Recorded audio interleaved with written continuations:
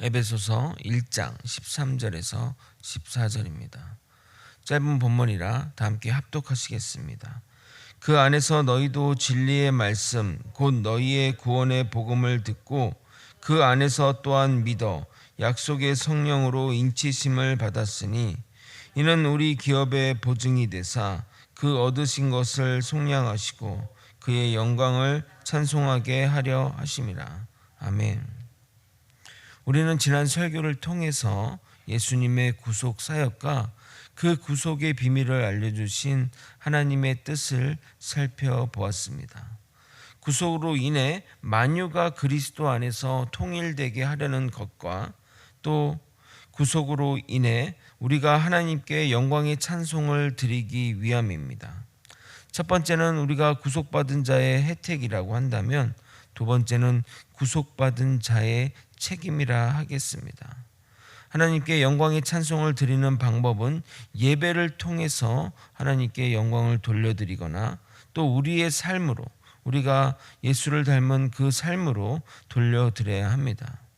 그래서 우리는 성전에서 예배당에서 드리는 예배의 삶과 삶으로 드리는 예배자의 삶이 사명이 되는 겁니다. 우리는 사나 죽으나 예배자로 살아야 하는 것입니다. 오늘은 성령의 인치심에 대해 살펴보도록 하겠습니다.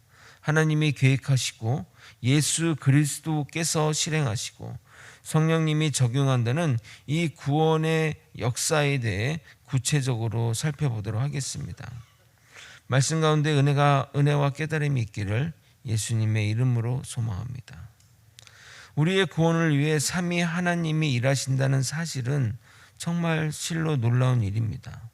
서로의 권역을 침범하지 않으며 서로 존중하고 서로 사랑하시며 서로의 역할을 잘 감당하는 것이 삼위일체 하나님의 사역 안에서의 모습입니다. 저는 목회도 이렇게 해야 된다고 생각합니다. 저나 부목사님이 각자가 서로를 존중하며 서로의 영역을 보장해주고 서로의 역할을 알아서 잘 감당하고 협력할 일은 협력해 나갈 때 우리 교회는 안정화되고 더 나아가 부흥하게 될 것입니다. 어제 주일 설교 말씀처럼 남편과 아내의 지위가 동등하나 가정의 질서를 위해 가장의 권위가 있어야 하듯이 교회도 마찬가지라 생각합니다. 저는 담임 목사나 부목사나 역할의 차이이지 절대 지위의 상하 차이라고 생각하지 않습니다.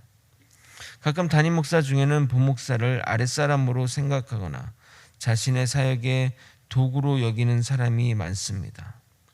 최저 생계비에도 모자라는 사례비를 주면서 열정페이를 요구하는 교회도 많습니다. 교회 재정이 어려워서라고 말은 하지만 정작 담임 목회자는 과도한 사례비를 받는 경우가 많습니다. 말로만 동등하다고 외치면 무슨 의미가 있겠습니까? 목회자들이 사역 가운데 가정을 꾸리는 그것이 어려움이 없도록 신경 써야 합니다. 그러나 동시에 질서를 위해 권위가 존재해야 합니다. 다 담임 목사 하겠다고 또는 다 부목사 하겠다고 하면 누가 책임지겠으며 누가 담당하겠습니까? 담임 목사는 전체적인 그림을 보면서 계획하고 그 계획한 일에 책임을 지고 부목사는 계획한 일을 수행하고 처리하고 우리 장로님들이 우리가 할 수 있도록 서포트해주고 뒷일을 수습하며 함께할 때 아름다운 교회 공동체가 이루어져 나갈 것입니다. 우리의 구원을 위해 삼위 하나님이 이렇게 협력하셨습니다. 성부 하나님은 이 구원의 모든 것을 계획하셨습니다. 하나님의 계획은 완전하고 완벽합니다. 인간의 계획은 실행 가운데 변경되기도 하고 취소되고 연기되거나 하지만 하나님의 계획은 정한 날짜에 정한 방법으로 오차없이 이루어집니다. 이 하나님의 계획을 성자 예수님이 실행하셨습니다. 철저하게 순종하셨고 자신의 목숨까지 내어놓았습니다. 예수님의 희생으로 우리는 구속, 제사함을 받게 된 것입니다. 이 예수님이 이루신 구원의 선물을 성도 각자에게 적용하시는 분이 바로 성령 하나님이십니다.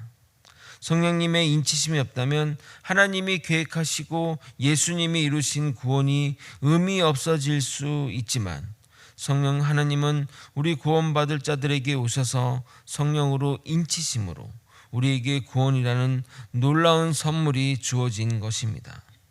그러므로 삼위 하나님 중에 한 분이라도 자신의 역할을 감당하지 않으면 우리는 구원받지 못합니다. 누가 더 중요하냐, 누가 더 필요하냐, 이런 구분은 의미가 없습니다. 세상은 순위를 나누고 중요도에 의미를 두지만 삼위 하나님은 그러한 세상적인 구분으로 나눌 수 없습니다. 어느 하나도 없어서는 안 되기 때문입니다. 구약의 백성들은 할례가 자신의 구원의 인침이라고 생각했습니다. 그러나 신약의 교회 공동체는 약속의 성령의 인침이 하나님의 자녀된 증표입니다.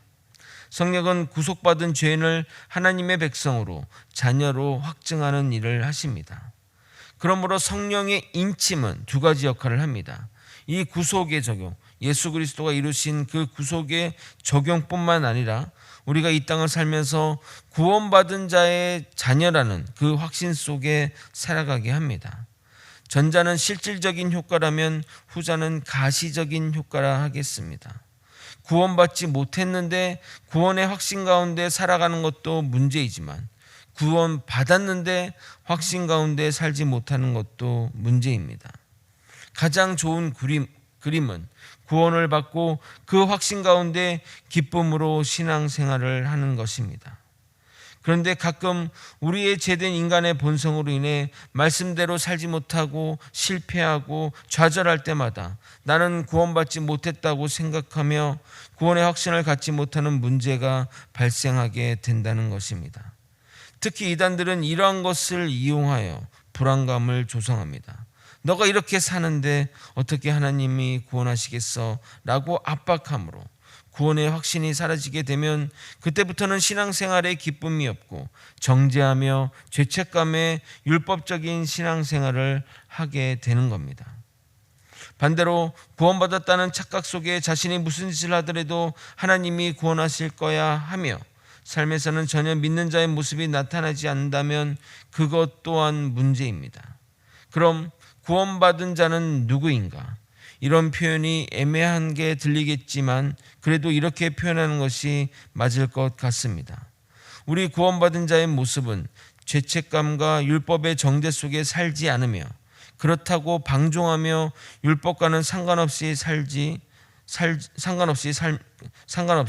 그리고 죄를 지어도 죄책감 하나 없이 사는 것이 아니라 율법 가운데 살며 주님이 주시는 평안과 자유와 만족함 가운데 삶에서 주님의 향기가 나타나는 자의 삶을 사는 자가 구원받은 자의 삶이라 하겠습니다. 그리고 중요한 것은 성령의 인치심의 증거가 꼭 방언으로 나타나는 것은 아닙니다. 사람에 따라 방언으로 나타나기도 하지만 방언이 나타나지 않아도 성령의 인치심을 부정해서는 안 됩니다. 에베소서를 강의하면서 살펴보겠지만 성령의 인치심에 대한 확실한 증거를 에베소서는 이야기하고 있습니다. 거기는 방언에 대한 얘기는 1절 없습니다. 오늘은 그 부분을 깊게 다루지 않겠지만 간략하게 언급하고 넘어가도록 하겠습니다. 먼저 성령을 받게 되면 성부 하나님께 나아가게 됩니다. 에베소서 2장 18절입니다. 이는 그로 말미암아 우리들이 한 성령 안에서 아버지께로 나아감을 얻게 하려 하심이라. 하나님께 나아가는 성령을 받게 되면 하나님께 나아가게 되는데, 그 나아가게 된다는 것은 예배의 자리로, 기도의 자리로 나아오는 것을 말합니다.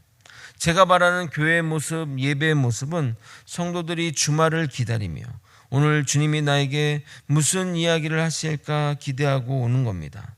율법적인 이유로 의무감으로 오는 것이 아니라 주님을 만나기 위해서 온다면 그보다 더 좋은 경우가 없을 것입니다.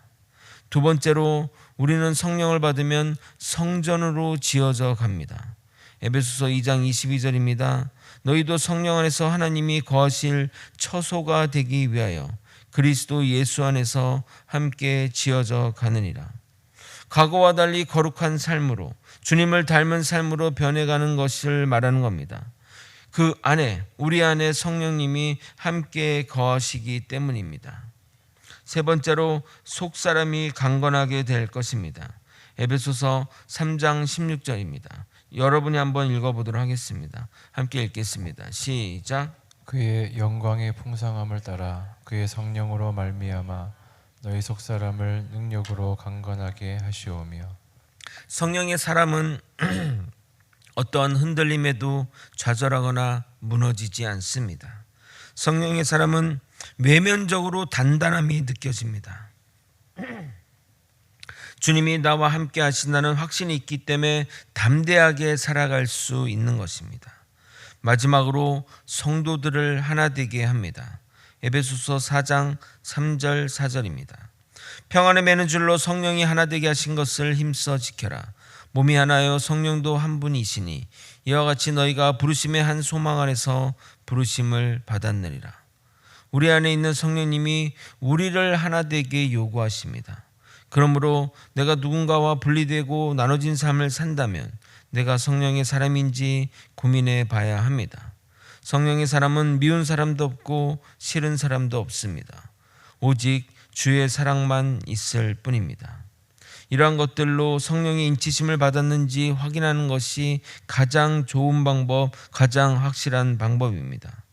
방언과 같은 불확실한 것으로 성령의 인치심을 확증해서는 안 됩니다. 13절을 읽고 그중 가장 중요한 문장의 의미를 설명드리도록 하겠습니다. 여러분이 한번 13절을 읽도록 하겠습니다. 함께 읽겠습니다. 시작. 그 안에서 너희도 진리의 말씀 곧 너희의 구원의 복음을 듣고 그 안에서 또한 믿어 약속의 성령으로 인치심을 받았으니. 인치심을 받았으니의 헬라어 에스프라기스테드는 서류에 찍는 왕의 도장을 말합니다. 서류에 왕의 도장이 찍는 것은 이것이 왕의 것임을 증명하는 동시에 누구도 왕이 보낸 대상이 아니고서는 열어볼 수 없다는 의미입니다. 구원은 하나님이 이루신 것이라는 의미와 우리가 하나님의 것임을 증거하는 의미가 되는 것입니다. 성령님께서는 하나님께서 우리에게 허락한 구원의 증표의 역할을 하십니다. 그리스도의 구속의 사역을 증거하시고 그로 인해 우리가 그분을 믿게 하시고 우리 가운데 오셔서 복음을 진리로 알게 하고 믿게 함으로써 우리를 하나님의 것으로 도장 찍으십니다. 성령의 인치심으로 인해 우리는 구별되는 것이고 우리는 이 땅에서 확신을 가지고 살아가게 되는 것입니다. 우리 모두 성령의 인치심을 받아 주님의 것이라는 확신을 가지고 살아가는 우리 모두가 되길 예수님의 이름으로 축원드립니다. 말씀을 정리하겠습니다. 하나님의 구원 계획과 예수님의 실행과 성령님의 적용으로 우리의 구원은 삼위 하나님의 협력으로 이루어져 갑니다. 이 놀라운 일이 우리를 위해 하신 일이고 우리의 존재가 그렇게 가치 있는 존재임을 잊어서는 안 됩니다. 이러한 인치심의 증거는 눈에 보이는 것이 아니라 네 가지 증거를 통해 확증할 수 있습니다. 첫째, 성부 하나님께 나아가고, 둘째, 성전이 되어가고, 셋째, 속사람이 강건해지고, 넷째, 성도들이 하나 되게 됩니다. 성령의 인치심을 받은 자들은 이러한 증거들이 삶에서 나타나야 합니다. 이 인치심은 공식적인 의미입니다. 우리가 하나님의 소유임을 깨닫고 확신 속에 살아가는 저와 여러분이 되시길 예수님의 이름으로 소망합니다. 기도하시겠습니다. 하나님의 그 구원의 계획과 성자 하나님의 그 구원의 실행하심과 성령 하나님의 그 구속의 적용을 통해 우리는 구원받았고 구원을 받았음의 확신 속에 살아가게 만듭니다. 우리 이 믿음 가지고 주님 만나는 그날까지 삶에서도 주님을 드러내고 아버지 믿음으로서도 주님을 드러내는 삶을 살아갈 수 있도록 이끌어 주시옵소서. 우리는 사나 죽으나 예배하는 자입니다. 아버지, 예배당에서 주님께 예배하고 또 삶에서도 주님께 예배드리는 우리의 삶이 될 수 있도록 이끌어 주시고 인도하여 주시옵소서. 오직 주님께만 구원이 있습니다. 주님만 바라봅니다. 사랑이 많으신 예수 그리스도 이름으로 기도드립나이다. 아멘. 주기도문